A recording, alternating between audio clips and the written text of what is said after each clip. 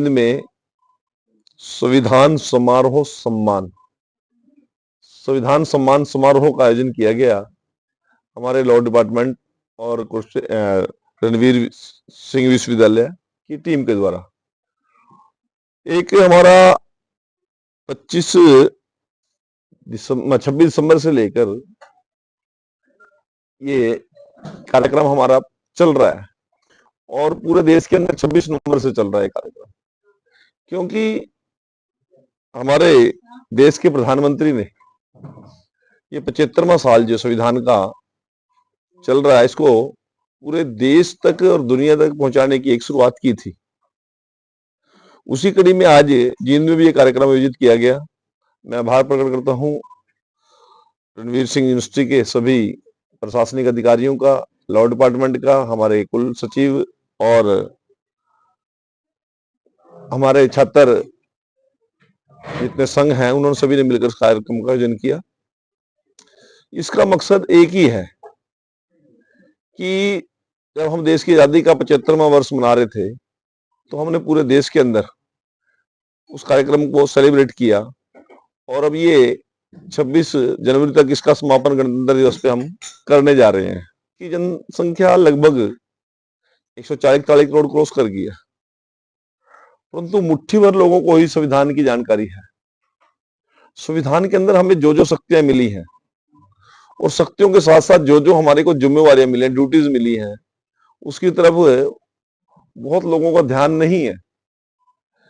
और सबसे गौरवमयी संविधान हमारा है पूरी दुनिया के अंदर, सबसे बड़ा, दूसरे शब्दों में कहें तो सबसे लेंथी। देखिए, मेरा सौभाग्य है कि जब पानीपत की ऐतिहासिक धरा से देश के प्रधानमंत्री ने बेटी बचाओ बेटी पढ़ाओ अभियान की शुरुआत की, उस समय इस डिपार्टमेंट का मिनिस्टर मैं था और शायद प्रधानमंत्री जी अवेयरनेस पूरी देश में ना चलाते तो हम जैसे लोगों को भी अनभिज्ञता थी, क्योंकि भ्रूण हत्या हर बाजार में, मार्केट में लिखा जाता था यहाँ पर भ्रूण जांच की जाती है। एक कानूनी अधिकार लोगों को मिला हुआ था और मैं हैरान हुआ उस दिन, जिस दिन मुझे पूरी जानकारी मिली मंत्री के नाते कि हरियाणा प्रदेश में उस समय 21 जिले थे और 21 में से 12 जिले ऐसे थे जहां पर बेटियों की संख्या 840 से 834 से भी कम थी। इतना फॉरवर्ड स्टेट और जिसके 50% से ज्यादा जिलों के अंदर बेटियों की हत्या कानूनी तौर पे की जाती थी, इससे बुरा क्या हो सकता था। और जो भ्रूण जांच के बाद जिस प्रकार की बेटियों को कोख में मारने का एक पूरे प्रदेश के अंदर और देश में प्रचलन था, और उसके कारण जो समाज के अंदर असमानता हुई और उसके कारण किस प्रकार की समाज के अंदर असंतुलन हुआ, वो जब सोचा तो दिमाग की नसें फट गई। हम बड़े शौक से कह देते थे, वो शब्द मैं यहाँ पर आपके सामने मीडिया के सामने नहीं बोल सकता, कि बेटियां तो बोझ है परिवार पे। लोगों ने इस बात को अपने मन में बिठा लिया था। यदि सभी लोग बेटियों को बोझ मान के चलते और देश के प्रधानमंत्री जी इतना बड़ा इंसेंटिव ना लेते तो आज बेटियों की संख्या 1000 लड़कों के मुकाबले में 950 से ऊपर चली गई है हमारी। ये सिर्फ उसी अवेयरनेस का, उसी कानून और उस जागरूकता का ही एक बहुत बड़ा उदाहरण देश के अंदर है। देश के प्रधानमंत्री जी ने बेटियों को जहां जीने का अधिकार दिया, वहां उनकी शिक्षा की समुचित व्यवस्था हो, उनके रोजगार का प्रबंध हो और उनको भी पूरा सम्मान मिले, इस बात की चिंता माननीय देश के प्रधानमंत्री जी ने की। और उस क्षण के साथ, उस विभाग के साथ मैं जुड़कर मैंने काम किया, ये मेरे लिए भी गौरव की बात है। लगे हैं वहीं पर दीपेंद्र हुड्डा ने भी निशाना साधा है कि बेटी बचाने का काम सबसे पहले भाजपा नेताओं से करना पड़ेगा।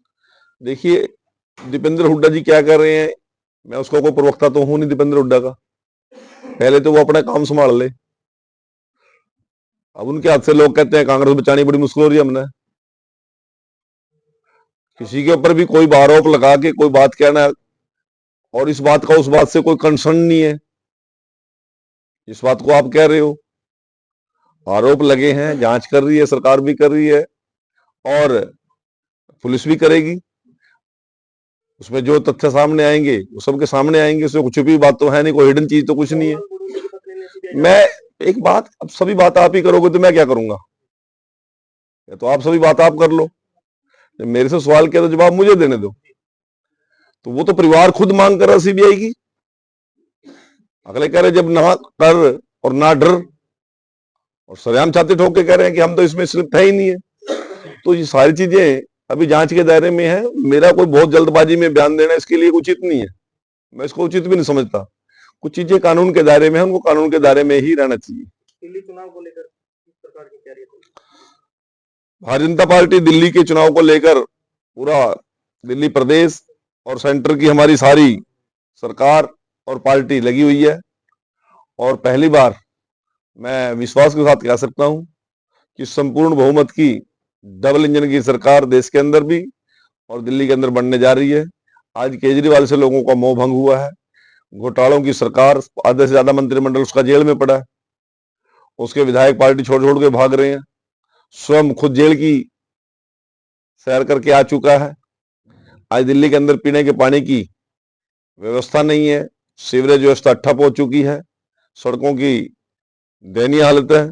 मैं भी 2 तारीख से दिल्ली चुनाव में लगा हुआ हूं। एक विधानसभा की भी जिम्मेवारी है और 32 विधानसभा हरियाणा प्रदेश के लीडर और हमारे नेतागण देख रहे हैं, और 32 के 32 विधानसभाओं में जो जो लोग यहाँ से जा रहे हैं उन सब की व्यवस्थाएं करने की जिम्मेवारी मेरे पास है। तो दिल्ली की जनता आज डबल इंजन की सरकार बनाने का मन बना चुकी है, क्योंकि केजरीवाल की ना नीयत है, ना नीति है और ना कोई योजनाएं है। और केजरीवाल की झूठ आज चुनाव के दौरान पता नहीं कौन से वादे करता है, परंतु जैसे ही सरकार बन जाती है अगले दिन बयान देता है, भाइयों मुझे तो केंद्र की सरकार नहीं करने देती। जब केंद्र की सरकार ने ही सब कुछ करना है तो फिर केजरीवाल क्यों, ये दिल्ली का मतदाता बोल रहा है। तो दे दिया अपने वाले, पूछ लेना। आपने जी दूसरा यूं सवाल करा था, आप पूछ लेंगे नहीं, मैं बता रहा हूँ ना जी, एक देश का ये कोई कौन सी बात होगी? दिल्ली की पॉपुलेशन क्या है, हरियाणा की पॉपुलेशन क्या है, दिल्ली के संसाधन क्या है, हरियाणा के संसाधन क्या है, उत्तर प्रदेश के संसाधन क्या है, नागालैंड के संसाधन क्या है, मणिपुर का संसाधन क्या है, मणिपुर की पॉपुलेशन क्या है? शैलजा जी से पूछ के करेंगे क्या सारा काम? शैलजा ने उसकी पार्टी में कोई खुद में नहीं पूछ रहा, कोई हमारे को ज्ञान देने जा रही है। क्या उड्डा जी से एक बार सलाह करें ना, कोई बात करे, दोनों इकट्ठे बैठे क्या?